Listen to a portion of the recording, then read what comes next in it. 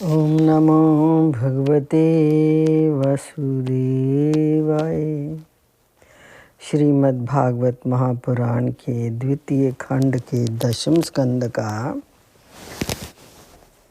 60 अध्याय 66 अध्याय पढ़ रही हूँ। पौंड्रक और काशीराज का उद्धार। श्री सुखदेव जी कहते हैं, परीक्षित, जब भगवान बलराम जी नंद बाबा के ब्रज में गए हुए थे, तब पीछे से करुष देश के अज्ञानी राजा पौंड्रक ने भगवान श्री कृष्ण के पास एक दूत भेजकर ये कहलाया कि भगवान वासुदेव मैं हूँ। मूर्ख लोग उसे बहकाया करते थे कि आप ही भगवान वासुदेव हैं और जगत की रक्षा के लिए पृथ्वी पर अवतीर्ण हुए हैं। इसका फल ये हुआ कि वह मूर्ख अपने को ही भगवान मान बैठा। जैसे बच्चे आपस में खेलते समय किसी बालक को ही राजा मान लेते हैं और वे राजा की तरह उनके साथ व्यवहार करने लगता है, वैसे ही मंदमती अज्ञानी पौंड्रक ने अचिंत्य गति भगवान श्री कृष्ण की लीला और रहस्य न जानकर द्वारका में उसके पास दूत भेज दिया। पौंड्रक का दूत द्वारका आया और राजसभा में बैठे हुए कमल नयन भगवान श्री कृष्ण को उसने अपने राजा का ये संदेश सुनाया। एकमात्र मैं ही वासुदेव हूँ, दूसरा कोई नहीं है। प्राणियों पर कृपा करने के लिए मैंने ही अवतार ग्रहण किया है। तुमने झूठ मूठ अपना नाम वासुदेव रख लिया है, अब उसे छोड़ दो। जदुवंशी, तुमने मूर्खतावश मेरे चिन्ह धारण कर रखे हैं, उन्हें छोड़कर मेरी शरण में आ जाओ, और यदि मेरी बात तुम्हें स्वीकार ना हो तो मुझसे युद्ध करो। श्री सुखदेव जी कहते हैं, परीक्षित, मंदमती पौंड्रक की ये बहक सुनकर उग्रसेन आदि सभासद जोर जोर से हंसने लगे। उन लोगों की हंसी समाप्त होने के बाद भगवान श्री कृष्ण ने दूत से कहा, तुम जाकर अपने राजा से कह देना कि रे मूढ़, मैं अपने चक्कर आदि चिन्ह जो नहीं छोड़ूंगा, इन्हें मैं तुझ पर छोड़ूंगा, और केवल तुझ पर ही नहीं, तेरे उन सब साथियों पर भी जिनके बहकाने से तू इस प्रकार बहक रहा है। उस समय मूर्ख, तू अपना मुंह छिपाकर औंधे मुंह गिरकर चील, गीद, बटेर आदि मांस भोजी पक्षियों से घिर कर सो जाएगा, और तू मेरा शरणदाता नहीं, उन कुत्तों की शरण होगा जो तेरा मांस चींथ चींथ कर खा जाएंगे। परीक्षित, भगवान का ये तिरस्कार पूर्ण संवाद लेकर पौंड्रक का दूत अपने स्वामी के पास गया और उसे क्या सुनाया। इधर भगवान श्री कृष्ण ने भी रथ पर सवार होकर काशी पर चढ़ाई कर दी, क्योंकि वे करुष का राजा उन दिनों अपने मित्र काशीराज के पास रहता था।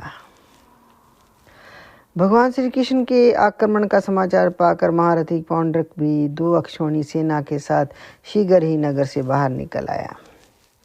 काशी का राजा पौंड्रक का मित्र था, अतः वे भी उसकी सहायता करने के लिए 3 अक्षौणी सेना के साथ उसके पीछे पीछे आया। अब भगवान श्री कृष्ण ने पौंड्रक को देखा। पौंड्रक ने भी शंख, चक्र, तलवार, गदा, शारंग, धनुष और श्रीवत्स चिन्ह आदि धारण कर रखे थे। उसके वक्षस्थल पर बनावटी कौस्तुभ मणि और वानमाला भी लटक रही थी। उसने रेशमी पीले वस्त्र पहन रखे थे और रथ की ध्वजा पर गरुड़ का चिन्ह भी लगा रखा था।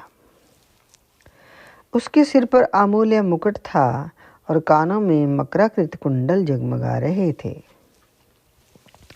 उसका ये सारा का सारा वेश बनावटी था, मानो कोई अभिनेता रंगमंच पर अभिनय करने के लिए आया हो। उसकी वेशभूषा अपने समान देखकर भगवान श्री कृष्ण खिलखिलाकर हंसने लगे। अब शत्रुओं ने भगवान श्री कृष्ण पर त्रिशूल, गदा, मुद्गर, शक्ति, रिष्ट, प्रास, तोमर, तलवार, पटिश और बाण आदि अस्त्र शस्त्रों से प्रहार किया।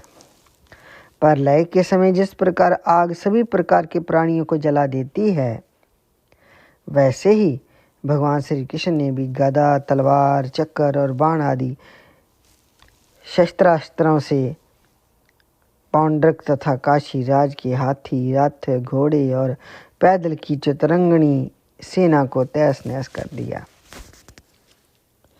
वे रणभूमि भगवान के चक्कर से खंड खंड हुए रथ, घोड़े, हाथी, मनुष्य, गधे और ऊंटों से पट गए।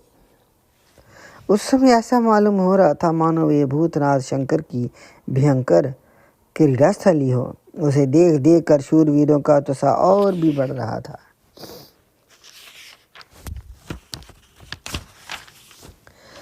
अब भगवान श्री कृष्ण ने पौंड्रक से कहा, रे पौंड्रक, तूने दूत के द्वारा कहलाया था कि मेरे चिन्ह, अस्त्र, शस्त्र आदि छोड़ दो, सो अब मैं उन्हें तुझ पर छोड़ रहा हूँ। तूने झूठ मूठ मेरा नाम रख लिया है, अतः मूर्ख, अब मैं तुझसे उन नामों को भी छुड़ा कर रहूँगा। रही तेरी शरण में आने की बात, सो यदि मैं तुझसे युद्ध ना कर सकूँगा तो तेरी शरण ग्रहण करूँगा। श्री कृष्ण ने इस प्रकार पौंड्रक का तिरस्कार करके अपने तीखे बाणों से उसके रथ को तोड़ फोड़ डाला और चक्कर से उसका सिर वैसे ही उतार दिया जैसे इंद्र ने अपने वज्र से पहाड़ की चोटियों को उखाड़ दिया था। इसी प्रकार भगवान ने अपने बाणों से काशी नरेश का सिर भी धड़ से ऊपर उड़ाकर काशीपुर में ही गिरा दिया। जैसे वायु कमल का पुष्प गिरा देती है, इस प्रकार अपने साथ डार रखने वाले पौंड्रक को और उसके सखा काशी नरेश को मारकर भगवान श्री कृष्ण अपनी राजधानी द्वारका में लौट आए। उस समय सिद्धगण भगवान की अमृतमयी कथा का गान कर रहे थे। परीक्षित, पौंड्रक भगवान के रूप का चाहे वे किसी भाव से हो सदा चिंतन करता रहता था। इससे उसके सारे बंधन कट गए। वे भगवान का बनावटी वेश धारण किए रहता था। इससे बार बार उसी का स्मरण होने के कारण वे भगवान के सारूप्य को ही प्राप्त हो गया। इधर काशी में राजमहल के दरवाजे पर एक कुंडल मंडित मुंड गिरा देखकर लोग तरह तरह के संदेह करने लगे और सोचने लगे कि ये क्या है, ये किसका सिर है। जब ये मालूम हुआ वे तो काशी नरेश का ही सिर है, तब रानियां, राजकुमार, राज परिवार के लोग तथा नागरिक रो रो कर विलाप करने लगे। हा नाथ, हा राजन, हाय हाय, हमारा तो सर्वनाश ही हो गया। काशी नरेश का पुत्र था सुदक्षिण। उसने अपने पिता का अंत्येष्टि संस्कार करके मन ही मन ये निश्चय कर लिया कि अपने पितृघाती को मार कर ही मैं पिता के ऋण से ऋण हो सकूंगा। निदान वे अपने कुल पुरोहित और आचार्यों के साथ अत्यंत एकाग्रता से भगवान शंकर की आराधना करने लगा। काशी नगरी में उसकी आराधना से प्रसन्न होकर भगवान शंकर ने वर देने को कहा। सुदक्षिण ने ये अभीष्ट वर मांगा कि मुझे मेरे पितृघाती के वध का उपाय बतलाइए। भगवान शंकर ने कहा, तुम ब्राह्मणों के साथ मिलकर यज्ञ के देवता ऋत्विग भूत दक्षिण अग्नि के अभिचार विधि से आराधना करो।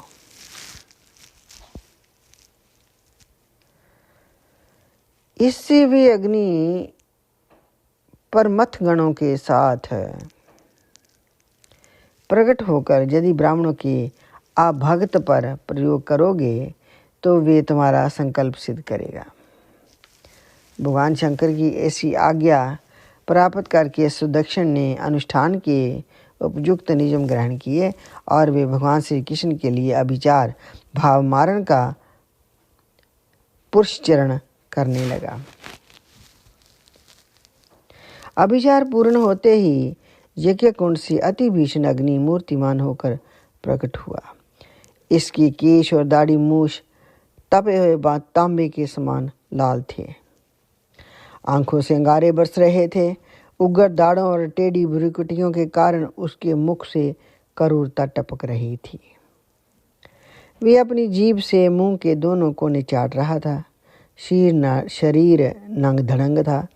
हाथ में त्रिशूल लिए हुए था, जिसे वे बार बार घुमाता जाता था और उसमें से अग्नि की लपटें निकल रही थी।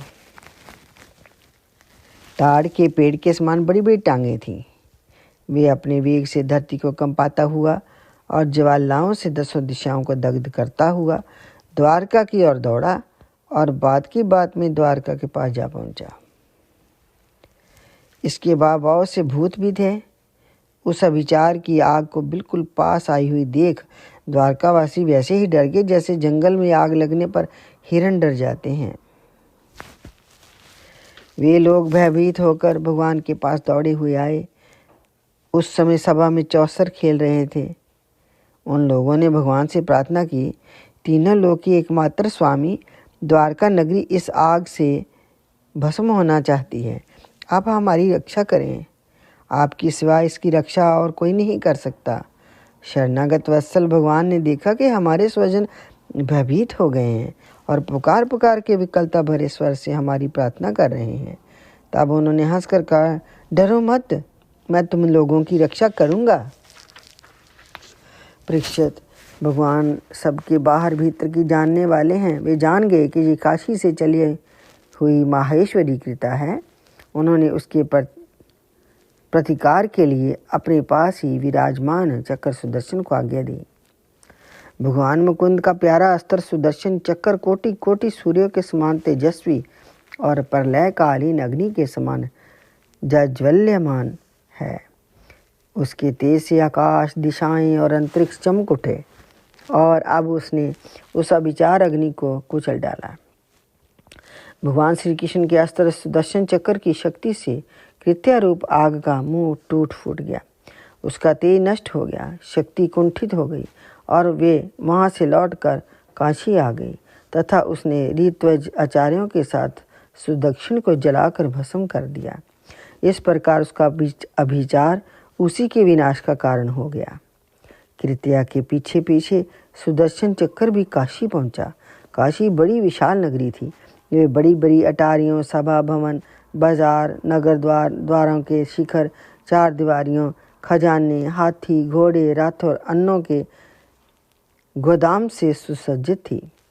भगवान श्री कृष्ण के सुदर्शन चक्र ने सारी काशी को जलाकर भस्म कर दिया और फिर वे परमानंदमय लीला करने वाले भगवान श्री कृष्ण के पास ही लौट आया। जो मनुष्य पुण्य कीर्ति भगवान श्री कृष्ण के इस चरित्र को एकाग्रता के साथ सुनता या सुनाता है, वे सारे पापों से छूट जाता है। इति श्रीमद् भागवत महापुराण के द्वितीय खंड के 10वें स्कंद के उत्तरार्ध का 66 अध्याय 66 अध्याय संपूर्ण। श्रीमद् भागवत महापुराण की आरती। आरती अति पावन पुराण की, धर्म भक्ति विज्ञान खान की। महापुराण भागवत निर्मल, शुकमुख विगलित निगम कल्प फल। परमानंद सुधा रसमय कल, लीलारति रस निधान की। आरती अति पावन पुराण की। कलिमलि मथनी त्रिताप निवारणी, जन्म मृत्यु में भव भय हारणी। सेवक सतत सकल सुख कारणी, सुमो औषधि हरि चरित गान की। आरती अति पावन पुराण की। विषय विलास विमोह विनाशिनी, विमल विराग विवेक विकाशिनी। भगवत तत्व रहस प्रकाशिनी, परम ज्योति परमात्म ज्ञान की। आरती अति पावन पुराण की। परमहंस मुनि मने उल्लासनी, रस हृदय रस रास विलासनी, भोक्ति मुक्ति रति प्रेम सुदासनी, कथाया किंचन प्रिय सुजानकी, आरती अति पावन पुराण की, धर्म भक्ति विज्ञान खान की। ओम नमो भगवते वासुदेवाय।